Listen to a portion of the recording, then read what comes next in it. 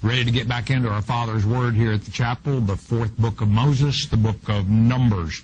Bamidbar in the Hebrew language, meaning in the wilderness. And this generation, what was probably supposed to be about a 2-year journey, including the stay over at Sinai to receive the law and God to prepare the people to move into Israel. It should have been about a 2-year trip altogether. And they left Egypt some 39 years ago at this point. So the journey has taken a lot longer than what God originally had intended. We're going to pick it up today, chapter 32, verse 6, if you care to get your Bible and join us today. Now, Israel had just defeated Sihon, the king of the Amorites, as well as the Midianites and a good part of the Moabites, if not all. And it left a big chunk of land on the east side of Jordan, and it was good land. It had good pastures and good water. And God kind of, I think, building the people's confidence a little bit with these victories over the enemy. And boy, shouldn't it build your confidence? The war with the Midianites, 12,000 going against an estimated army of 35 to 40,000, and not one Israelite was unaccounted for. In other words, not one Israelite killed. So if that didn't build your confidence, I don't know what would. But got a little issue that came up as we ended our last lecture, beginning in chapter 32, and that is the tribes of Gad and Reuben are petitioning Moses to allow them to stay on the east side of Jordan rather than moving into the land of Canaan.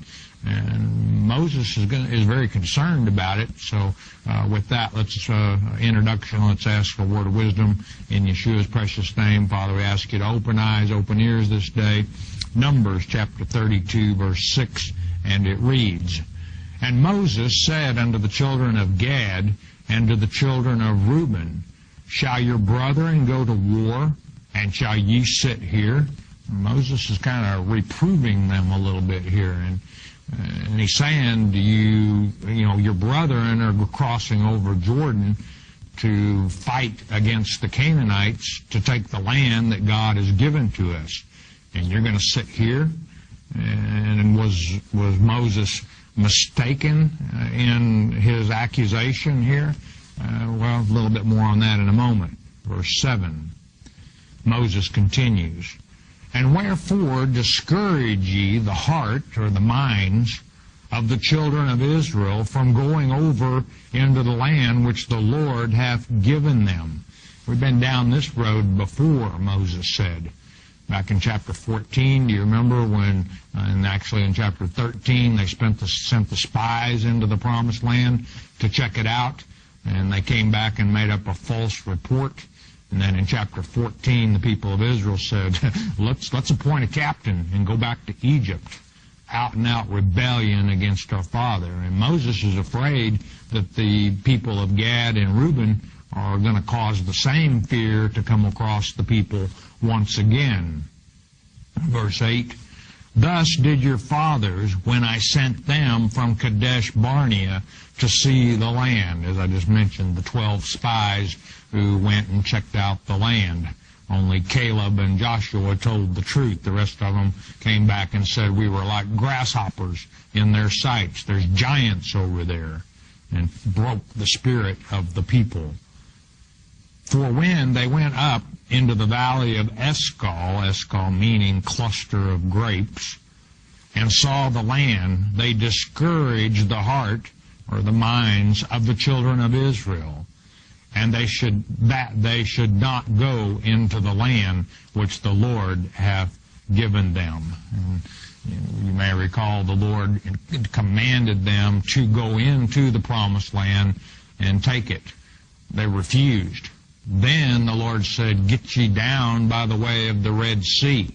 In other words, don't go fight the Canaanites, because he had already sentenced them to die in the wilderness because they had tempted him 10 times. Well, what did they do the morning after he told them to go down by the way of the Red Sea? Well, when he told them to go fight, they wouldn't. And he told them not to go fight. They got up early and armed themselves and went up to Canaan and got their gourds thumped by the Canaanites because God wasn't with them. Verse 10.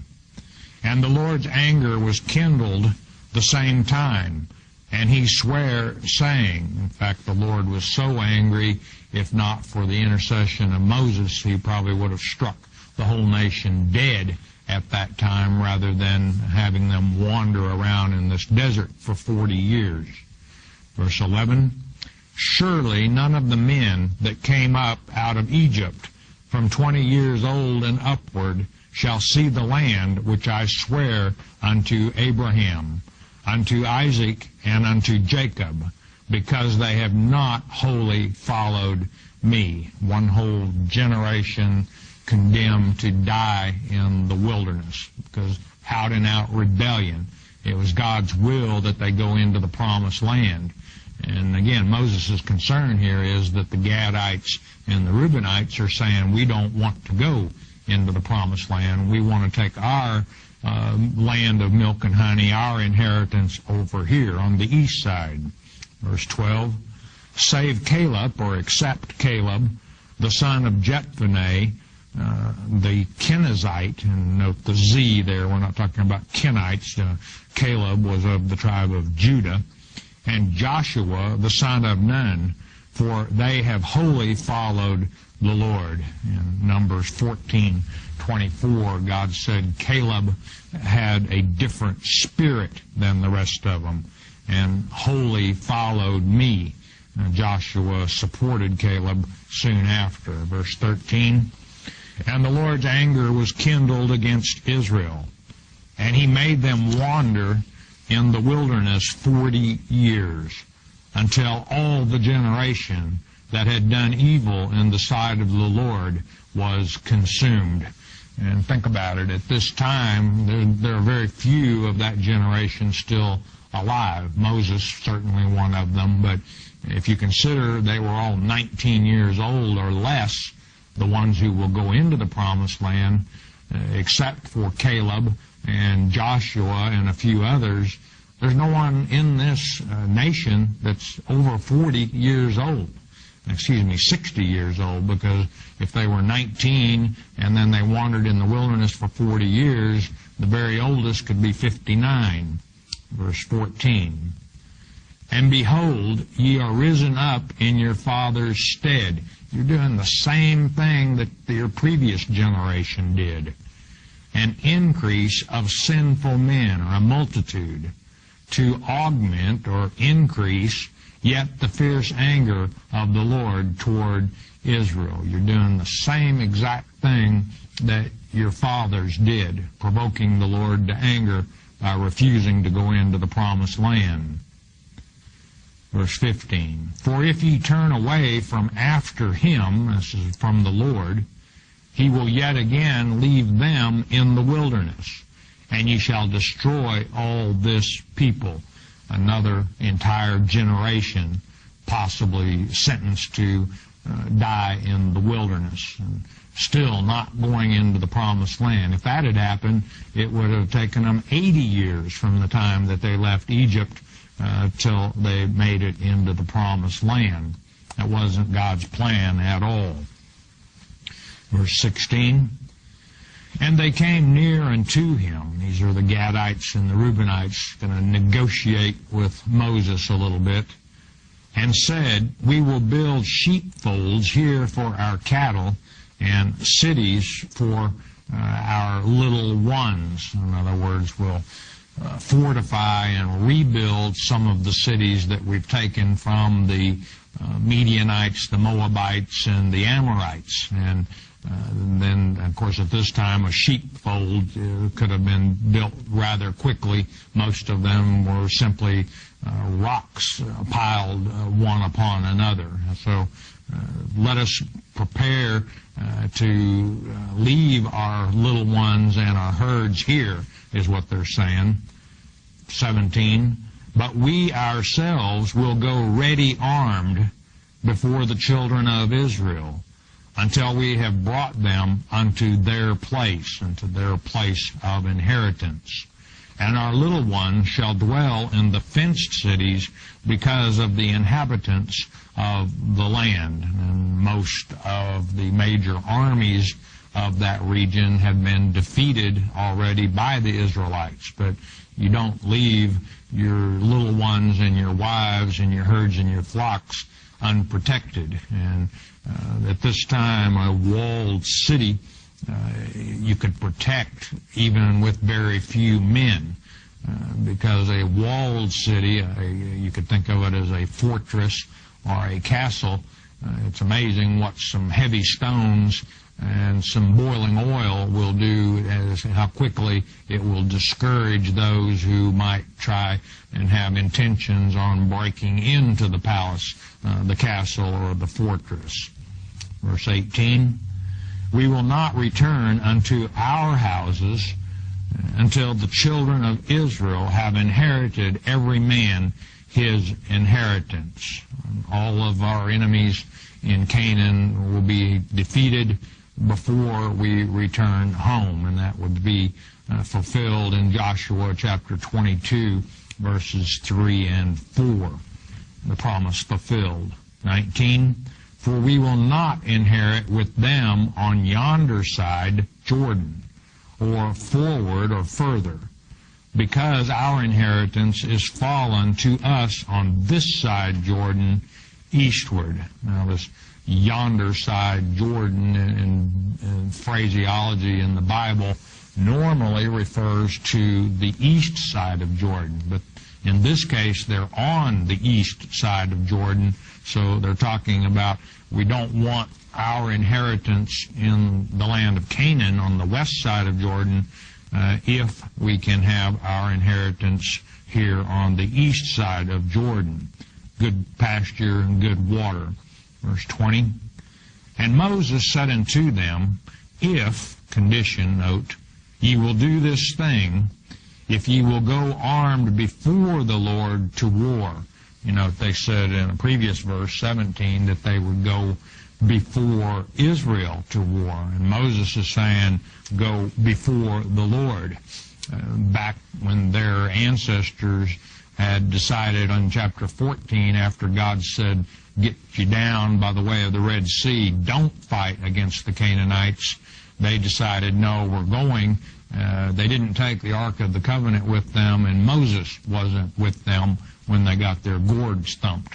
This time, Moses pointing out, the Lord will be going among you. 21. And will go, all of you, armed over Jordan before the Lord, until he hath driven out his enemies from before him. In other words, before the Lord. And the Lord told the people of Israel from the get-go, I will go ahead of you. I will deliver your enemies into your hand. It was unbelief on the part of the previous generation that caused them to spend 40 years and die in the wilderness rather than enter the promised land. 22, and the land be subdued before the Lord. Then afterward ye shall return and be guiltless before the Lord and before Israel. And this land shall be your possession before the Lord. If you'll do what you promised and go and help your brethren defeat the Canaanites, then I will grant you your wish that you can take your inheritance here on the east side of Jordan without any sin or guilt. 23, but, there's always a but if ye will not do so, behold, ye have sinned against the Lord and against your brethren Israel, as it's stated in verse 22. Ye have sinned against the Lord, and be sure your sin will find you out.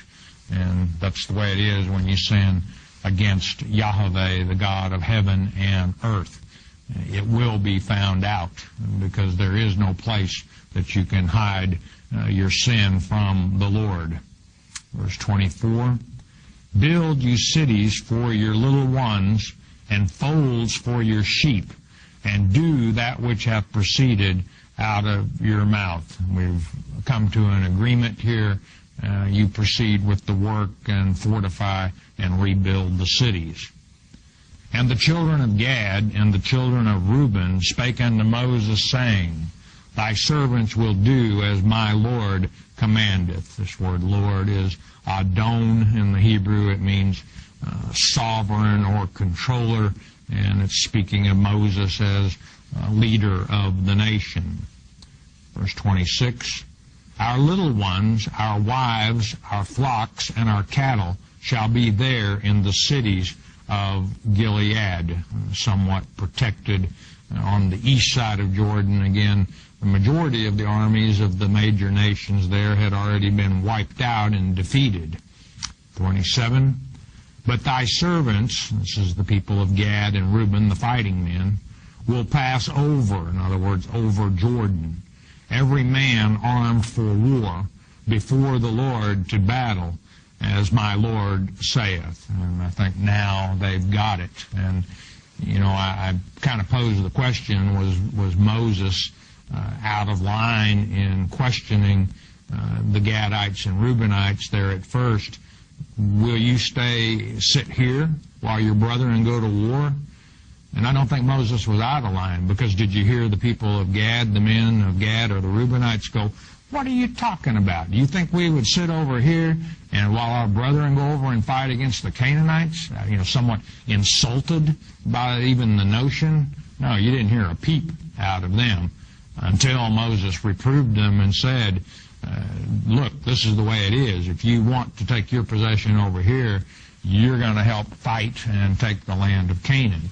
And that's when they came around and said, okay, you've got a deal. 28, So concerning them, Moses commanded Eleazar, the priest, the high priest, in fact, at this time, and Joshua, who would replace Moses, the son of Nun, and the chief fathers of the tribes of the children of Israel. Moses knew that he would not be around to make sure that the Reubenites and the Gadites kept their part of the bargain, so he's going to restate the agreement in front of witnesses who would be there. And Moses said unto them, If the children of Gad and the children of Reuben will pass with you over Jordan, every man armed to battle, before the Lord, and the land shall be subdued before you, on the west side, in other words, then ye shall give them the land of Gilead for a possession. Gilead on the east side of Jordan. And Eleazar and Joshua would also be responsible for dividing the land into allotments. And of course, ultimately God responsible for that, because they drew lots as far as who was going to get what land. But the land that Gad and Reuben are asking for will not be divided down to the families until such time as Canaan has been defeated and subdued, and then when they cross back over Jordan sometime later, verse 30. But if they will not pass over with you armed, they shall have possessions among you in the land of Canaan. They will have broken their agreement at that time, and therefore, just like the rest of Israel, they will take their possession in the land of Canaan on the west side of Jordan. And the children of Gad, in other words, they're going to go fight the Canaanites one way or the other. 31. And the children of Gad and the children of Reuben answered, saying, As the Lord hath said unto thy servants, so we will do. And this possibly just repeated here as confirmation that they're agreeing by their own word with Eleazar and Joshua and the other heads of families as witness. 32. We will pass over armed before the Lord unto the land of Canaan, that the possession of our inheritance on this side, the east side of Jordan, may be ours. Verse 33, And Moses gave unto them, even to the children of Gad, and to the children of Reuben, and unto half the tribe of Manasseh, the son of Joseph, the kingdom of Sihon, king of the Amorites, and the kingdom of Og, king of Bashan, the land with the cities thereof in the coast or borders, even the cities of the country round about. The cities named and mentioned, but also applies to the villages and the land surrounding the cities. Now note, half of the tribe of Manasseh is going to take inheritance on the east side, but they weren't part of the original petition to Moses at the beginning of this chapter. It was Gad and Reuben only. And I think here that the Lord is giving that because they, as we'll see in verse 39, were responsible for helping conquer Gilead and Bashan. So the tribes, Reuben, 43,730 at the last numbering in chapter 26. Gad, 45,500. Manasseh, 52,700. Only half of them, approximately 26,350, I guess that would be, will be on the east side of Jordan. The other half directly across Jordan on the west side. 34. And the children of Gad built, or rebuilt, or fortified, better said, I think, Dibon and Ataroth and Aror, these being on the northeast of the plain of Moab. 35. And Atroth, Shofan, and Jazer, and Jogbehah, this area designated later and assigned to Gad. And Beth Nimrah and Beth Haran, fenced cities, and folds for sheep. And these areas only generally assigned at this time. As I said, they won't be broken down by families or even tribes at this time.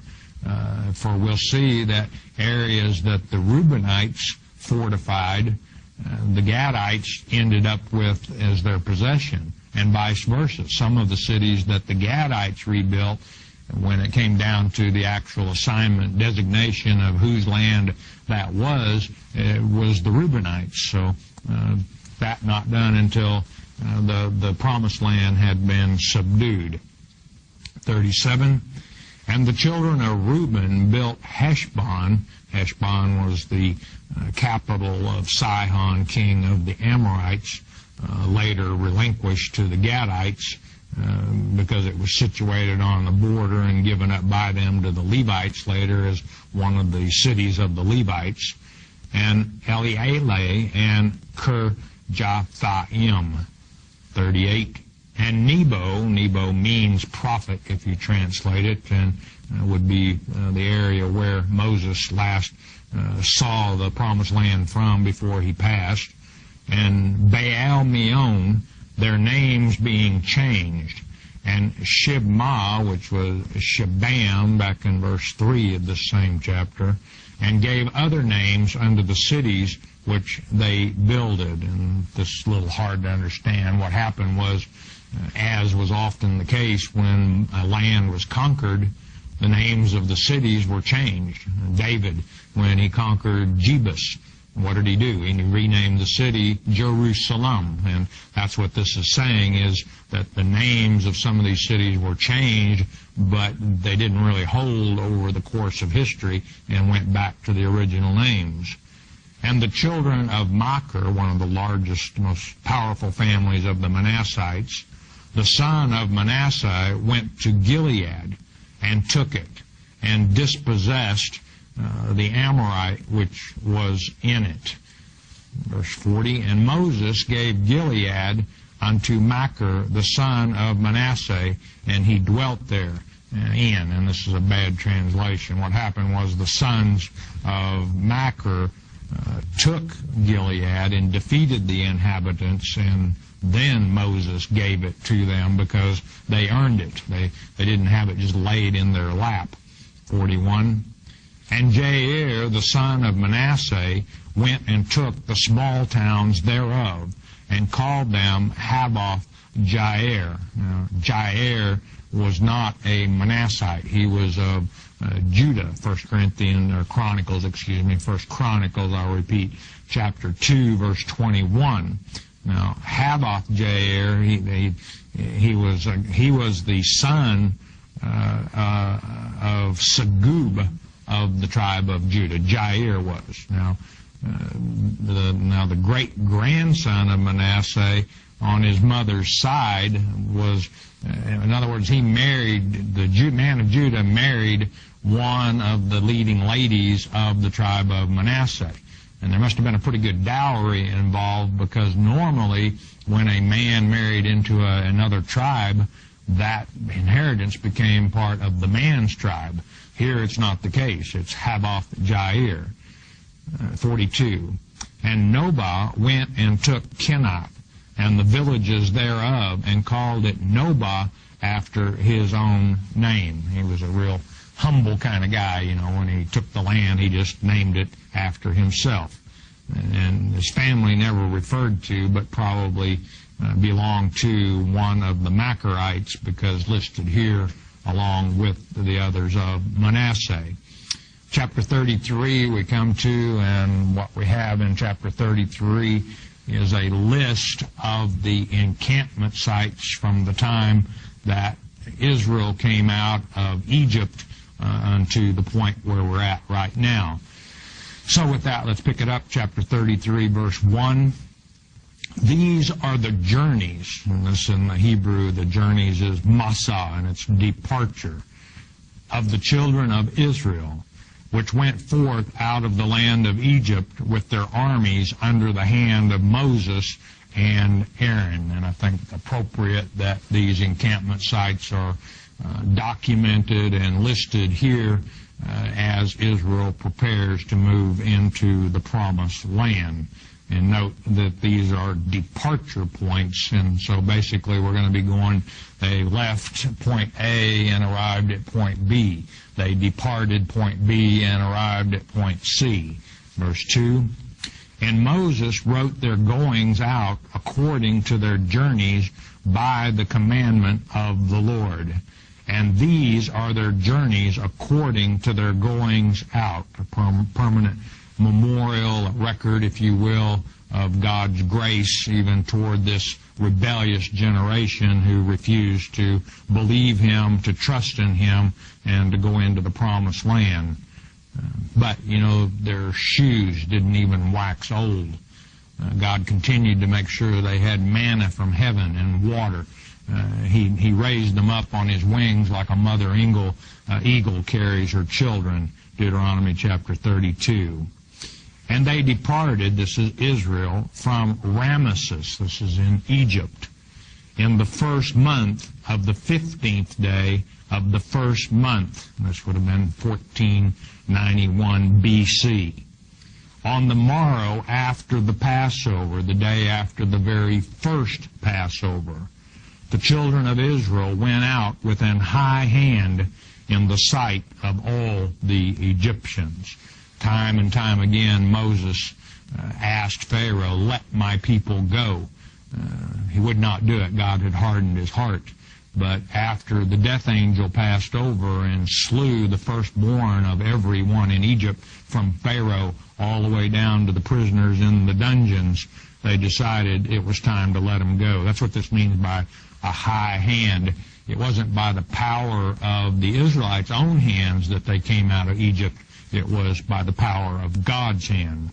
Verse 4, for the Egyptians buried all their firstborn, which the Lord had smitten among them. Upon their gods also the Lord executed judgments. Well, a lot of scholars wrestle with this. How could God execute judgment on their gods, small g, when they were non-existent? Well, they were existent to the Egyptians. And by defeating the Egyptians in such a way, taking every firstborn in the entire land, that put the gods of Egypt to shame, and for sure. And a judgment passed on them. Verse 5, and the children of Israel removed from Ramesses and pitched in Succoth. Succoth means booths. Now, I'm not going to bore you with this chapter reading you. They left point A and arrived at point B, then they left point B and arrived at point C. Sometimes a picture is worth 1,000 words. And at this time, I'd like to go to our map, and we're going to just kind of briefly go over the travels of the nation of Israel as the Lord brought them out of the land of Egypt. Now, in this area is Egypt. Ramses is where Israel came out. They went south. By the way, on this map, if you have an Atlas of Bible Lands, an older copy, this is page 10. If you have the newer copy, it's on page 14 of Atlas of Bible Lands. Succoth, meaning booths. This is, and that's also, as many of you know, the name of the feast. The Feast of Tabernacles is Succoth, and they built booths there, I guess, and that's where the idea came from. Israel then went north. Now, where they crossed the Red Sea, and by the way, all of this in the blue is Red Sea, just different. This area here, the water is the Gulf of Suez, and now the Suez Canal goes ahead on up and connects with the Mediterranean. But biblical geographers have quite a discussion about where exactly Israel crossed the Red Sea. Does it matter really where they crossed? No, because we know that they did. How do we know that they did? Because God's Word tells us as much. Then they went south, and they came to an area, the exact location, somewhere in this area called Marah. This would be about, well, actually they came to Elam, the next place, in the second month of the first year. Elam would be where they would first start crying about not having any water, and actually the manna was first given to them there as well. The Amalekites would attack them in this area, the first to attack Israel after they came out of Egypt, the descendants of the grandson of Esau, the Amalekites. Then, in the third month of the first year, Israel arrived at Mount Sinai. They would remain at Mount Sinai until the 20th day of the second year. Sinai, of course, also called, known as different names, but Sinai is what we're going to go with today. Horeb being one of the ones, Mount Horeb. It's all part of the same range. Sinai, of course, where God gave Moses the law, all the instructions of the law given to Moses at Sinai, how the nation of Israel was to worship Yahweh, the activities of the priests, on and on, given there in almost a complete year that they were at Sinai, God preparing them to move into the promised land. When they departed from Sinai, in the 20th day of the second month of the second year, their next stop was Kibroth Hattaavah. Now, this is where they, people who came out of Egypt with them, and the people of Israel started crying about, oh, we wish we had the garlic and the onions and the melons and the fish that we had in Egypt. All we have is this loathsome bread, this manna that they grew to despise when God was giving it to them to keep it alive. They wanted meat, and they asked for meat, and God gave it to them. An east wind came up and blew quail over them, and they ate quail until it came out of their nostrils. Kibroth Hattaavah, meaning graves of lust, because of the plague that came across those who lusted over the quail. Next stop was Hazareth, just a little bit north of Kibroth Hattaavah. This would be the location where Aaron and Miriam, mostly Miriam, the lead, would challenge Moses and say, why does the Lord speak directly only to Moses? We are prophets and prophetess as well. God struck her with leprosy for 7 days. If not for the interception of Moses, she probably would have stayed a leper. Then from there they went north and on up. One of the next stops was Kadesh Barnea. This in the very northern edge of the wilderness of Paran. The only thing separating the people of Israel at this time from the promised land, the wilderness of Zin, Z-I-N. And it was from Kadesh Barnea that Moses sent the 12 spies north into southern Canaan to check out the land to see what it was. That is the point where they would come back, tell the people at Kadesh Barnea that it was all of them lied except for Caleb and Joshua, and said they're like giants over there. We can't take them. Let's appoint a captain to take us back to Egypt. It infuriated God. God at that point sentenced them, that generation, to die in the wilderness. From that point, and it's thought, some think that some remained at Kadesh Barnea. I have difficulty believing that that was the case. I think all of them traveled together, and basically they just wandered around in the wilderness. What should have taken 2 years to get to the promised land ended up taking 40 years. They would come back to Kadesh Barnea a second time. From there was where they would send word, and about this area, the king of Edom, this area over on this side, the land of Edom. And you may recall they asked the king of Edom, can we travel on the king's highway and be a lot easier going? They forbid them to cross their land, and they had to circle around, basically skimming along the border of Edom. And it would be in this area that God sent the fiery serpents among the people of Israel, because they were crying and moaning and groaning, you brought us out in this wilderness to die. They skirted along the borders of Moab at that time, and at that time is when Balaam had the idea of Moab and the Midianites seducing Israel into worshiping their gods.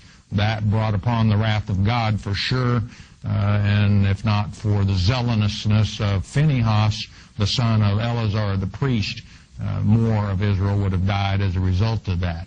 And right now we're about at that point where here's the Jordan and Jericho right in this area. It won't be very many days at this point that Israel will be crossing over Jordan and taking Jericho and doing what God instructed them to do, moving into the promised land.